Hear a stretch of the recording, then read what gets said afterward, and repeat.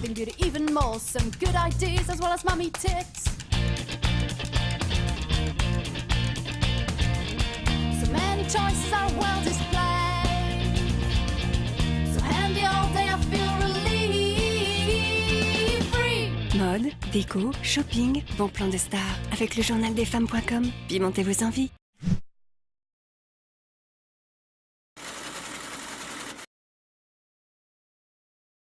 Mediabrands Initiative se démarque de son univers de concurrence en se positionnant comme une agence business partner. Aujourd'hui, tous les commerciaux qui vont au rendez-vous, déjà, ça s'appelle pas des commerciaux, mais sont des business partners. Ils commencent toujours la réunion avec le client, avec le prospect, par cette question qui est comment va le business, et ça structure réellement le rendez-vous et la façon dont on aborde les problématiques avec un client ou avec un prospect. C'est ça qui nous rend plus pertinents, justement, dans la façon dont on aborde, dont on fait nos recommandations et dont derrière on connecte la rémunération à la performance. Le fait effectivement de fonctionner comme business partner demande aux équipes de Mediabrands Initiative d'avoir de très bonnes connaissances marketing, d'avoir d'une manière générale des connaissances poussées sur tout l'écosystème de la marque pour laquelle on va intervenir et travailler, de façon à pouvoir articuler l'ensemble des leviers et pas simplement le média pour construire derrière une performance. Chez Mediabrands Initiative, on a toujours beaucoup de plaisir à participer à des appels d'offres et à des compétitions. Ça structure vraiment notre métier d'agence. C'est extrêmement stimulant parce que c'est souvent dans les appels d'offres qu'on voit le meilleur d'une équipe, qu'on voit le meilleur d'une agence et la meilleure recommandation. Donc c'est à la fois enthousiasmant et stimulant. La rémunération pour les appels d'offres et pour les clients chez Mediabrands Initiative, on l'aborde de la manière suivante, on l'aborde sous l'angle du Paid for Performance. Donc Paid for Performance, c'est une tendance qui est partie des États-Unis chez le groupe IPG Mediabrands. C'est le fait de connecter notre rémunération au business du client ou du prospect. Ce qui veut dire que quand on travaille une proposition de rémunération, on a toujours une partie variable plus ou moins importante. On va demander au client à avoir accès à ces données business, à avoir connaissance des KPI sur lesquels il fonctionne et il construit sa croissance et son business. Et on va connecter notre rémunération à l'atteinte des objectifs business qu'il se fixe. On passe notamment pour faire ça par de l'économétrie, c'est-à-dire qu'il y a une démarche de modélisation économétrique qu'on propose systématiquement à nos clients dans le cadre d'appels d'offres et à nos prospects également, de façon à pouvoir faire ça sur des bases le plus rationnelles possible. Le fait de fonctionner avec un mode de rémunération à la performance ne favorise pas plus la performance que le branding parce qu'en fait les deux sont liés.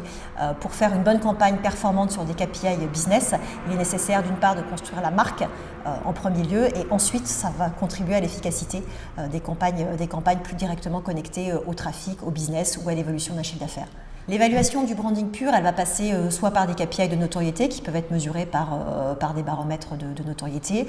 Ça peut également être du trafic sur le site ou de la requête, tout simplement de la requête Google sur le nom de la marque, qui est aussi un très bon indicateur de la santé d'une marque et de l'intérêt que génère une campagne. Alors le native advertising, c'est effectivement un mot extrêmement à la mode ces derniers temps sur le marché. Pourtant, c'est une pratique qui est extrêmement ancienne puisque ça consiste à mettre en relation une marque, un annonceur avec des communautés, donc à mélanger du contenu éditorial et du contenu de communication plus promotionnel ou en tout cas plus directement publicitaire. Nous, on l'aborde de façon extrêmement sereine et pragmatique. Notre métier, c'est de mettre en relation des marques, des annonceurs avec des communautés, avec des cibles et on le fait dans le cadre d'opérations spéciales le plus souvent.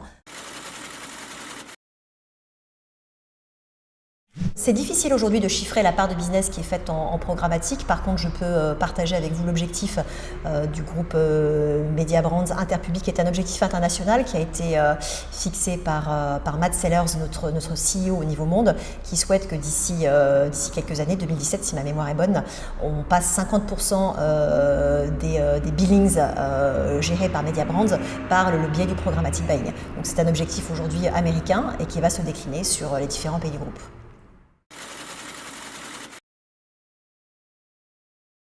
Aujourd'hui, les deux tendances qui sont suivies de manière extrêmement forte chez Mediabrands Initiative, ce sont les réseaux sociaux et le mobile. On a des équipes très staffées sur le sujet puisqu'on a par exemple 7 community managers et 2 personnes qui travaillent sur le mobile, ce qui pour une agence de notre taille de 150 collaborateurs est vraiment important. Et c'est vrai que c'est les deux leviers sur lesquels on va accorder beaucoup d'attention, le social media, le mobile et bien sûr le programmatique. Il y a de toute façon dans la philosophie qu'on a pour aborder le social media, la combinaison de différentes plateformes et différents réseaux sociaux. Aujourd'hui, il y a Facebook, mais il y a aussi Twitter, il y a aussi Pinterest, il y a aussi Google+, Snapchat. Donc la politique de l'agence sur le sujet, c'est vraiment de combiner les différents réseaux sociaux en fonction des communautés qu'on veut adresser pour pouvoir avoir la meilleure réponse. Et donc on n'est pas dans un 100% Facebook ou un tout Facebook, mais on combine différents réseaux sociaux, encore une fois, pour aller chercher les bonnes communautés